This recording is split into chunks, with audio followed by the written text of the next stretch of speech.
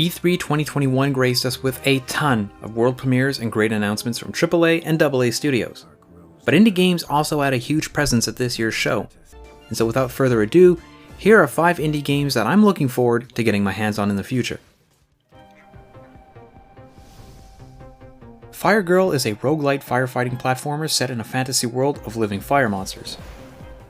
Developed by Dejima Games, it's a 2.5D roguelite where you try to rescue civilians from blazing fires, all while trying to solve the mystery of what caused those fires in the first place. Hint, it's probably the living fire monsters. Dejima describes FireGirl as Contra meets Castlevania in a fantasy firefighting world. It features hand-drawn and animated pixel art sprites and dynamic lights, shadows, and reflections. You'll take on the role of a young rescue officer just starting her career, and you're armed with an axe and a fire hose, and that fire hose also acts as a jetpack. You'll take on emergency calls across the city and try to rescue as many civilians as possible. The twist is, when you arrive on scene, you only have a few minutes to save all the civilians caught in the blaze. You'll respond to new fires in procedurally generated levels across dense forests, lavish hotels, high-speed trains, and multi-story apartment blocks. In between missions, you'll hang out at the firehouse to upgrade your equipment, hire new staff, pay any bills, and of course, to hear from your ever-growing fanbase about your heroic exploits. FireGirl is coming to PC and consoles in fall 2021, and I personally can't wait to get my hands on this game because it looks absolutely beautiful.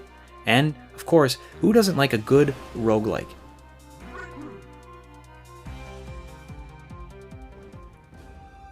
Inspired by classic 16-bit games, Hunt the Night is a retro-style action-adventure game that combines fast and skilled gameplay with dark fantasy lore. You play as Vesper, a member of the Stalkers, and you'll explore the vast world of Medrum, a world filled with ruins and horror. You'll go through dungeons full of traps, enemies, and puzzles to fight challenging bosses using your arsenal of weapons and dark abilities. You can upgrade your weapons, equip new armor, magic, and other items to best suit your playstyle. So for example, if you want to deal more critical damage, steal life from your enemies, maybe poison them, or even deal more firepower damage, you can absolutely go for it. The game also features hunts, in which you'll chase down and destroy the most dangerous enemies in the game to get powerful rewards. You'll also collect items to increase your stats, and face, obviously, challenging bosses. On top of all that, the game features an immersive soundtrack from composer Hiroki Kikuta of Secret of Mana fame, which adapts to every moment.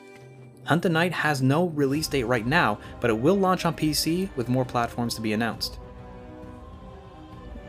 The game's clean 16-bit style really appeals to me, and I can't wait to explore its world and take on the horrors that await. Notably, it's the hunts that interest me the most. I can't wait to go after some of the game's most dangerous enemies, and to see what kind of rewards I can get. The whole game's aesthetic is very reminiscent of games like Bloodborne, and if the combat is up to par, well, it will no doubt be a hit.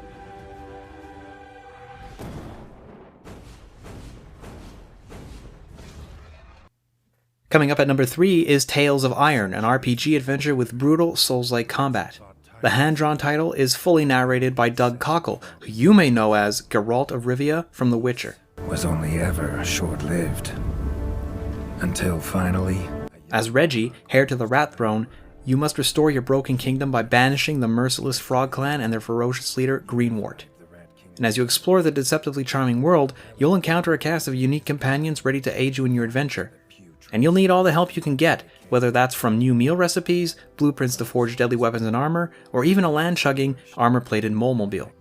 From frog zombies to gargantuan grubs and everything in between, your kingdom is awash with danger, and to overcome each perilous encounter, you'll need to study your opponent's attacks and react accordingly. Thankfully, there's a range of deadly abilities on offer, including parry bashes and fatal executions, not to mention ranged attacks with your nifty bow and arrow. Tales of Iron's fully hand-drawn art looks absolutely amazing.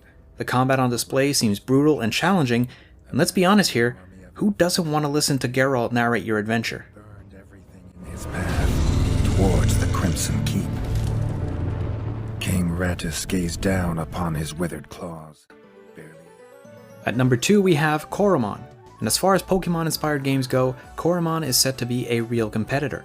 Featuring over 120 unique monsters to battle and collect, this JRPG-like monster taming game follows the story of an aspiring researcher joining the technologically advanced organization of Lux Solus. And you'll be assigned to a specialized team called the Titan Task Force, and you're tasked with investigating the 6 titans known in the region of Velua. What Koromon does differently from other games in the genre is allow you to customize your monsters, in the sense that after gaining enough experience, your Koromon will earn bonus stat points, which you can then distribute over its stats as you see fit.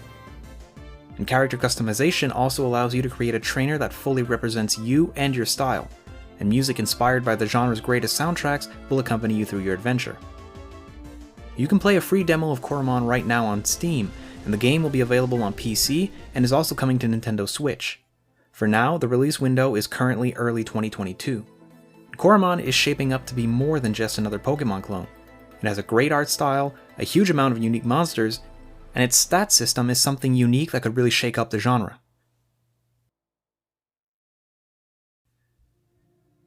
And now coming in at number 1, my most anticipated indie game of E3, Project Warlock 2.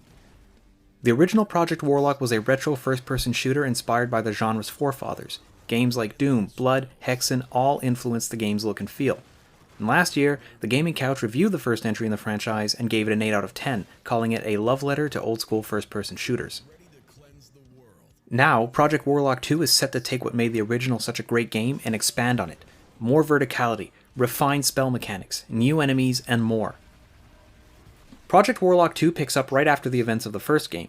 It shifts the perspective to that of 3 disciples of the first game's Warlock, and they'll each perfect their own discipline with their own reasons to confront the old master, and they'll use everything their old mentor taught them, harnessing powers of combat magic, pyromancy, and the dark arts.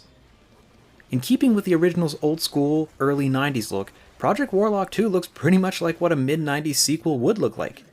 Everything looks bigger, from the size of the maps to the game's entire scope. You should expect bloody battles set over an incredible soundtrack and a massive, massive arsenal of upgradable weapons as you set forth to do battle against a demonic horde. The original Project Warlock was a fantastic game that deserves a place next to Doom, and the sequel, coming in 2022, is my most anticipated indie game, bar none.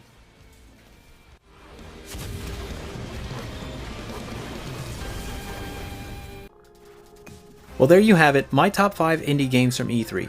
It's no secret that indie devs create some of the most unique games in the industry, and it was such a pleasure to see them at the forefront of one of gaming's biggest events. Let me know down in the comments what indie games you're looking forward to. Feel free to subscribe to the Gaming Couch for more news and reviews, and hey, we now have an official Discord server, so why not come hang out? I'll be happy to see you there. In the meantime, thank you for watching.